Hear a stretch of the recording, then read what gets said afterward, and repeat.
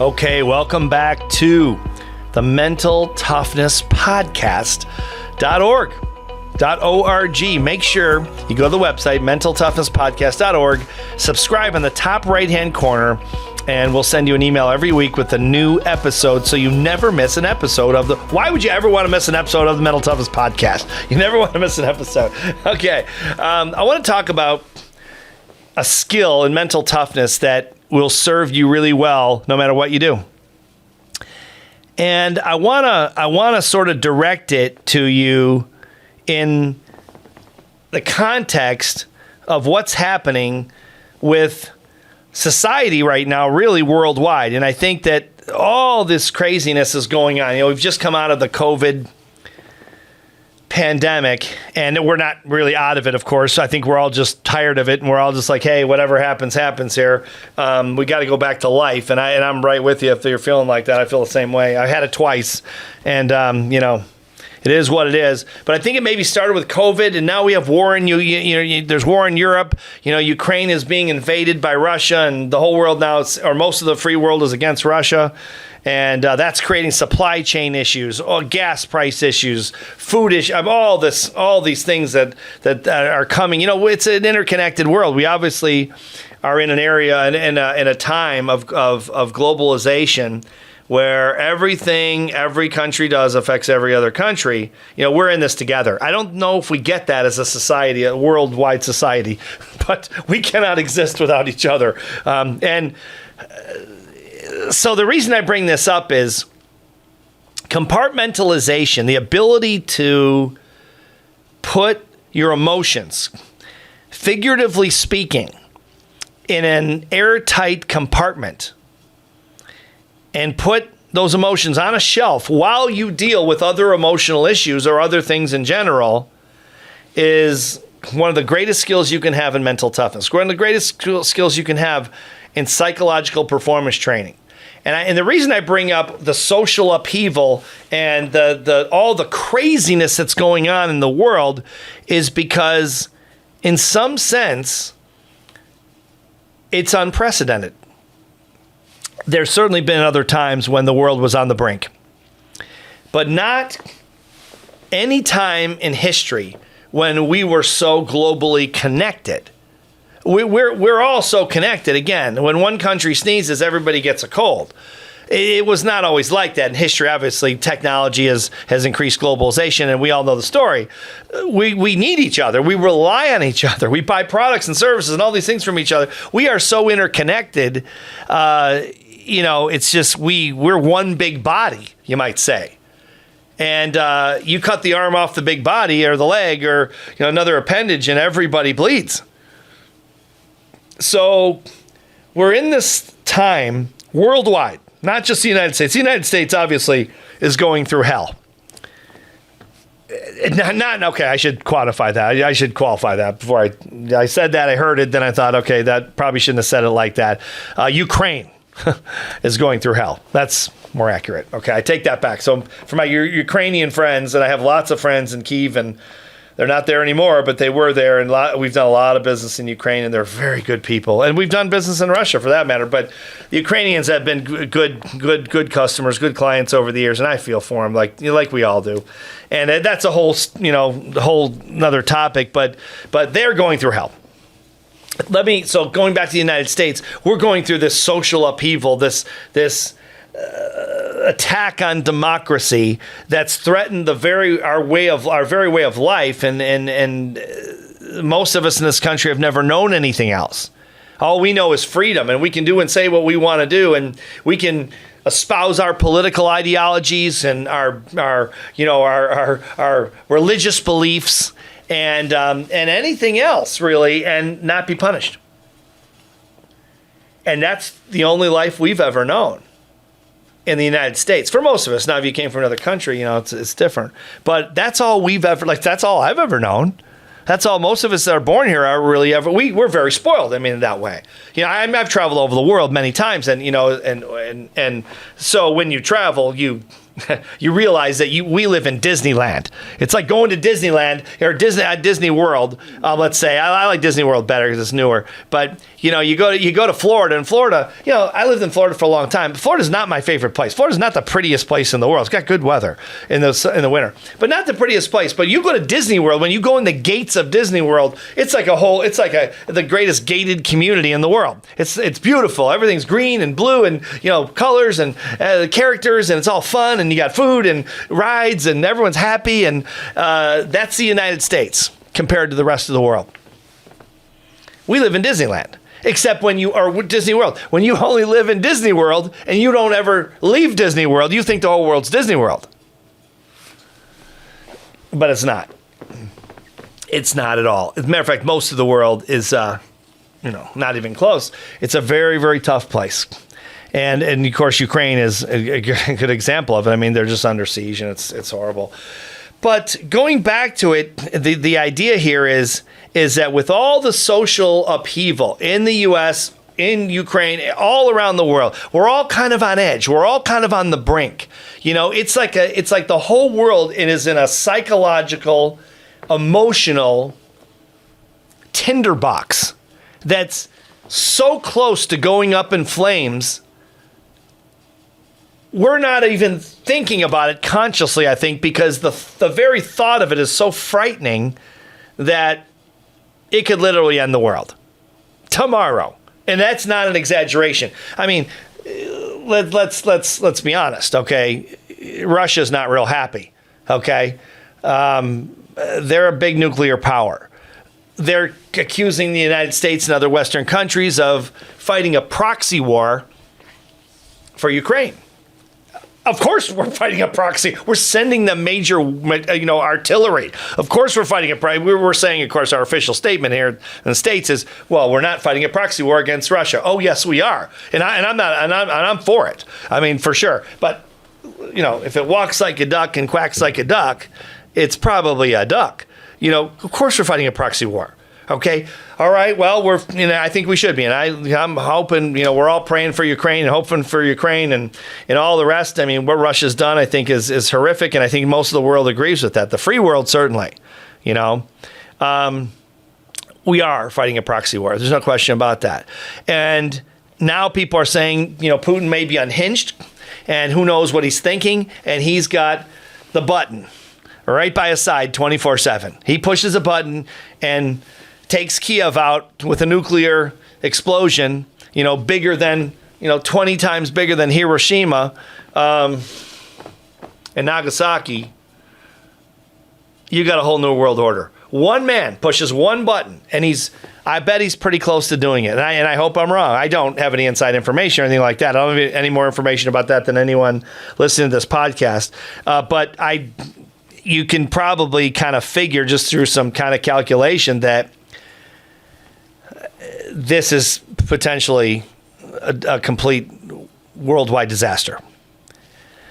On top of that, okay, there's the worldwide economy is crazy. The markets are fluctuating all over the world. The equities markets, the foods,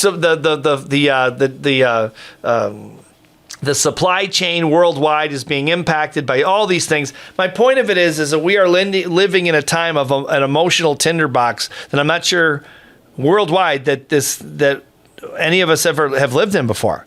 We are on the brink. And everyone knows it. And I believe subconsciously it's impacting all of us. I know it's impacting me because I'm waking up every day thinking, Putin does the wrong thing. He gets hit the wrong way, and all of a sudden he launches a nuclear weapon at Kiev, or maybe it goes into Poland and hits NATO territory, and all of a sudden Biden gets the call to say Russia just blew up Warsaw. Warsaw is a parking lot. What do you want to do, Mr. President? Well, Poland's a NATO country.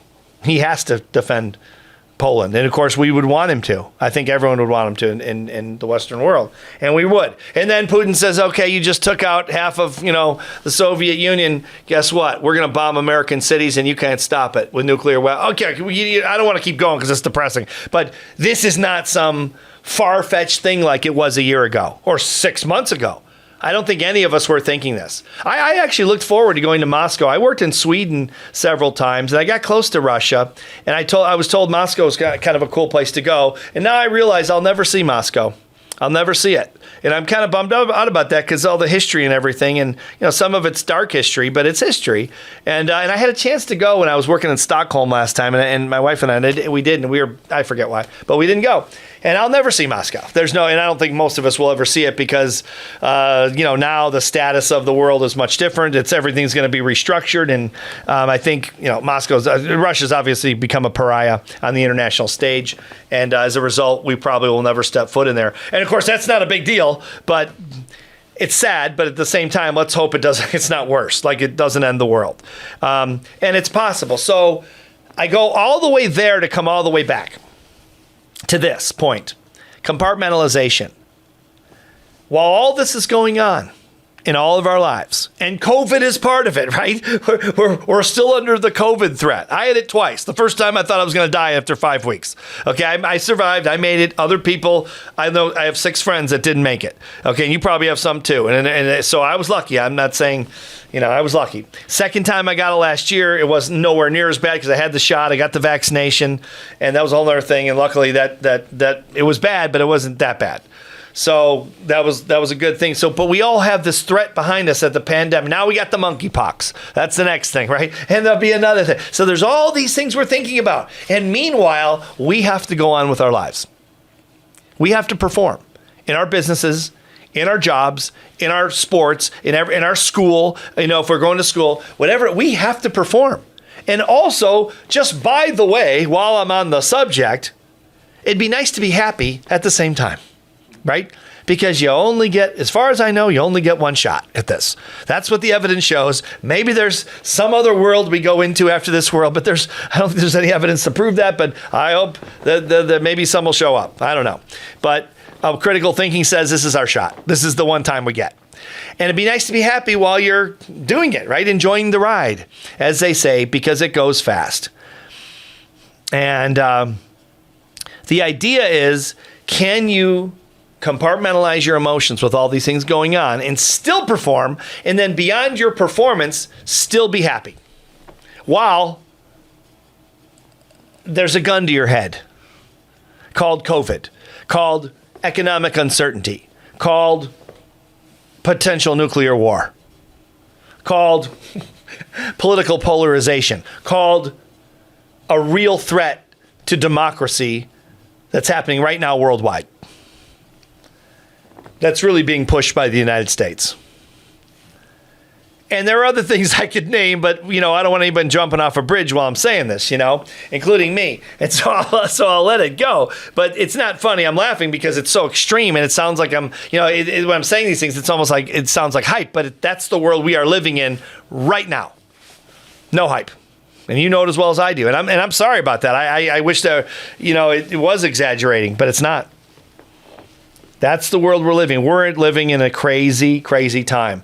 And let's just pray and hope that years from now, down the road, we look back at this and say, kind of like we do with the Bay of Pigs invasion, which seems small now compared to this. But we look back at like we did in the 70s and 80s to 1960. What was it? Bay of Pigs was at 63, I think, right? 62, I forget. But where we were on the brink of nuclear war, with Cuba and Russia, and it was just so close to the brink. And now we look back and we looked at it and say, well, luckily, and that didn't. Hopefully, that's what happens with this. That we look back and say, woof, dodge that bullet. And if we don't, we'll probably all be gone. So it won't mean anything, and we won't have to worry about looking back. But that being said, can you compartmentalize? Can you keep your mind in all these things? When people say, I shut off the news. We're talking about mental toughness here, guys, okay? We're talking about being mentally tough. Not mentally weak, not mentally soft, mentally tough. Critical thinking. Looking at evidence, data, proof, all those things. People that say, I turn off the news, I just avoid all of it. That's not mental toughness. That's a cop-out.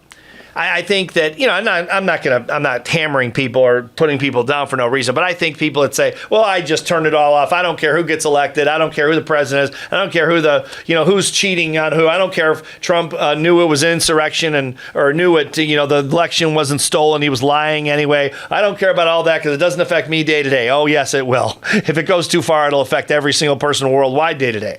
Okay. Don't advocate your I don't want to be on a pedestal or get on a soapbox, but I just be careful about disengaging because it's unpleasant.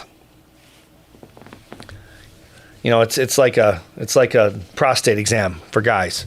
Might be unpleasant, but you probably want to engage in it once a year. It might save your life. Stay engaged, but at the same time, compartmentalize your emotions. Practice thinking about your performance. If you're an athlete or entrepreneur or business person or whatever you are, turn off in your mind, emotionally, turn off all the war, turn off the economy, turn off the politics, turn off everything, and just think about, for that amount of time, what's in front of you.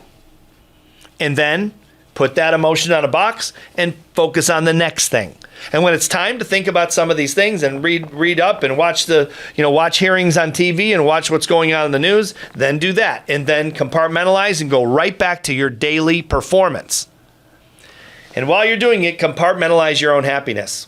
This is something that psychologists talk about, on a regular basis that sometimes fails to make it into performance psychology. Where performance psychologists will say, well, we just focus on performance. We don't really get into happiness and fulfillment. Well, in mental toughness, we do. Because if happiness and fulfillment isn't the goal of everything as an emotional creature, something's wrong with the strategy, because that's all that really matters at the end of the day. If you're not happy, you could be the richest person, the winningest person, the biggest, most famous celebrity, whatever, and be miserable and unhappy. And so what good is it? And you could be the most average person in the world and be the happiest person walking around, and the most fulfilled, and you won the game. I don't care if no one knows who you are, and you're not rich, and you're not good looking, and you're not whatever society says is important, but you're happy and you're fulfilled, you won. It's over. So I don't think you can leave it out. I don't think you can say you're mentally tough unless you're considering how you can feel emotionally fulfilled, emotionally happy as you're going through your performance. So I'll wrap up the show with this. Okay, consider the idea that compartmentalizing your emotions when you're performing means you're just thinking about the performance. Compartmentalizing your emotions when it comes to feeling fulfilled, feeling and expressing to yourself thoughts of gratitude, about what you're grateful for, thoughts of love, positive energy. Okay, thinking those thoughts obviously leads to feelings of fulfillment. It's emotional manipulation. You're manipulating your own emotions to feel a certain way. That's mental toughness, manipulating and controlling your emotions. You can manipulate I know that if I go listen to my favorite 3 songs right now and I'm really not feeling good, let's say, I'm feeling fine, but if I wasn't feeling good and I went right to listen to my favorite 3 songs, I would feel much better after those 3 songs. Let's say they're 3 minutes apiece. So 9 minutes later, I'm going to feel much better than I do right now. What have I done? I've manipulated purposefully my own emotions. And I've done it many times, and so have other performers. We know how to make ourselves feel certain things. So that's compartmentalization. That's part of it. But then ultimately, the happiness. You compartmentalize yourself to say, even though the world is crazy right now, everything's on fire, and I don't know how it's going to end, and frankly, I don't have a hell of a lot of control of it. Most of us don't. Maybe we have some influence in some way, but most of us don't really have much control of it. So we're kind of in that spot. But at the same time, I can compartmentalize my emotions to be happy while I'm living in uncertainty, even if the uncertainty is grave. It's all emotional manipulation and control. And it kind of ends and begins with compartmentalizing your emotions to make it happen. I know it's heavy. It's a heavy topic. We'll talk more about compartmentalization as we go in other contexts, but I wanted to do that because I want to do it sort of a macro context and what's going on in the world. Hope I didn't depress you. That was certainly not the goal. But it is a good example of macro a macro example of how you compartmentalize in craziness, uncertainty. Okay, so we'll talk more about compartmentalization on another show. All right, remember to subscribe to the Mental Toughness Podcast.org. Go to the site, subscribe, and we'll send you an email with a new episode every week so you don't miss it. Okay, so thanks for watching the show, listening to the show, and we'll see you next time.